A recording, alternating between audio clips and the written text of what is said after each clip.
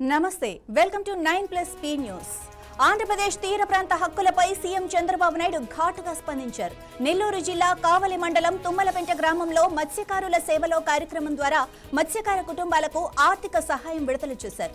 తీరం మనదే, బోటు మనదే, వేట మనదే అంటూ మత్స్యకారుల హక్కుల విషయంలో ప్రభుత్వం రాజీ పడదని స్పష్టం చేశారు. మన తీర ప్రాంతాలపై పూర్తి హక్కులు రాష్ట్రానికే ఉన్నాయని, పొరుగు రాష్ట్రాల వారు అక్రమంగా వచ్చి వేట సాగించేందుకు అనుమతి ఇవ్వబోమని సీఎం హెచ్చరించారు. ఎవరైనా వచ్చినా రానివ్వం అంటూ కఠిన వైఖరి వ్యక్తం చేశారు.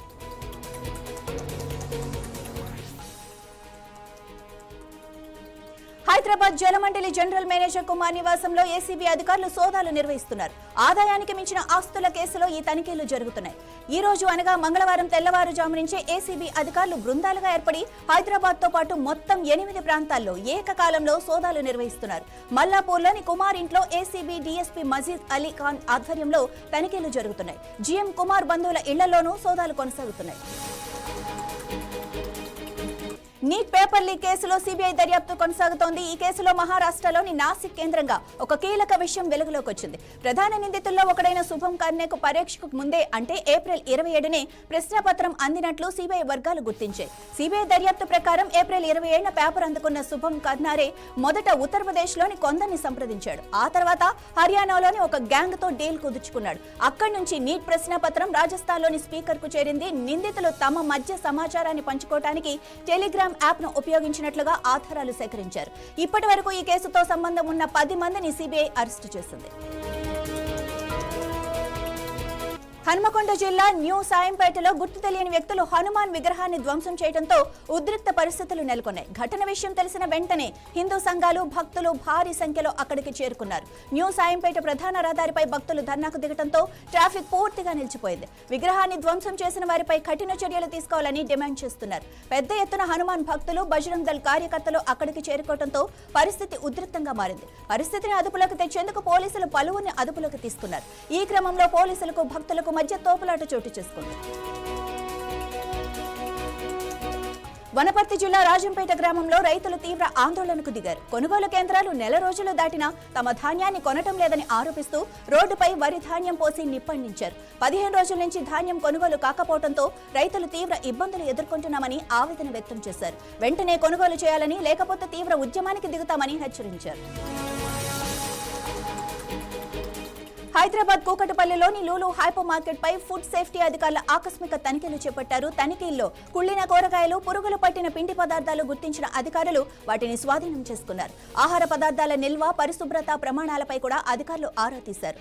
వినియోగదారులు ఆహార పదార్థాలు కొనుగోలు చేసే సమయంలో నాణ్యత, గడువు తేదీలను తప్పనిసరిగా పరిశీలించాలని సూచించారు. వంటకాల్లో వాడేందుకు ఉంచిన కూరగాయలు సైతం కుళ్లిపోయి, పాడైపోయి ఉన్నాయి. కిచెన్ నుంచి వెళ్లే డ్రైనేజీ వ్యవస్థ మాంస వ్యర్థాలతో పూర్తిగా మూసుకుపోయి దుర్వాసన వెదజల్లుతోంది.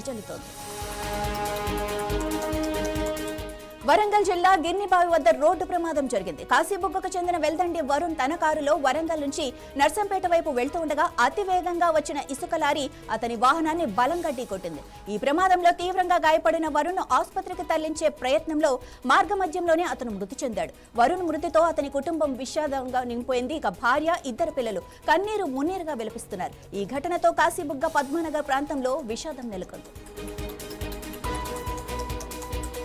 తెలుగు రాష్ట్రాలకు హీట్ వేవ్ అలర్ట్ జారీ చేసింది వాతావరణ శాఖ. రాబోయే 3 రోజుల పాటు ఏపీలో అధిక ఉష్ణోగ్రతలు నమోదయ్యే అవకాశం ఉందని అధికారులు హెచ్చరించారు.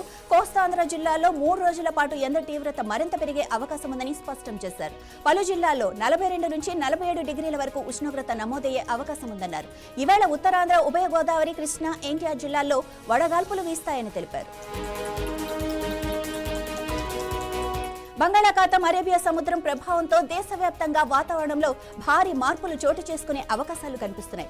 దాదాపు 3000 కిలోమీటర్ల మేర విస్తరించిన భారీ మేఘాల సమూహం ఉత్తర, తూర్పు భారతంపై ప్రభావం చూపే అవకాశం ఉందని వాతావరణ నిపుణులు చెబుతున్నారు. బంగాళాఖాతంలో సముద్ర జలాలు అధికంగా వేడెక్కటం, బలమైన గాలులు కలవటంతో భారీ వర్షాలు, ఈదురుగాలులకు పరిస్థితులు అనుకూలిస్తున్నాయి. కొండ ప్రాంతాలకు వెళ్లే పర్యాటకులు తమ ప్రయాణాలను వాయిదా వేసుకోవాలని అధికారులు సూచిస్తున్నారు. తిరుమల శ్రీవారి దర్శనానికి భక్తుల రద్దీ కొనసాగుతోంది. వైకుంఠం క్యూ కాంప్లెక్స్ లోని అన్ని కంపార్ట్మెంట్లు పూర్తిగా నిండిపోతుండటంతో భక్తులు వెలుపల క్యూ లైన్లలో వేచి ఉండాల్సిన పరిస్థితి ఏర్పడింది. టోకెన్ లేని భక్తులకు సర్వదర్శనానికి సుమారు 18 గంటల సమయం పడుతుందని అధికారులు వెల్లడించారు. నిన్న ఒక్కరోజే 80,445 మంది భక్తులు శ్రీవారిని దర్శించుకోగా 43,309 మంది భక్తులు తలనీలాలు సమర్పించారు. ఇవి ఇప్పటి వరకు ఉన్న స్పీడ్ న్యూస్ అప్డేట్స్. మరిన్ని న్యూస్ కోసం చూస్తూనే ఉండండి 9+ న్యూస్.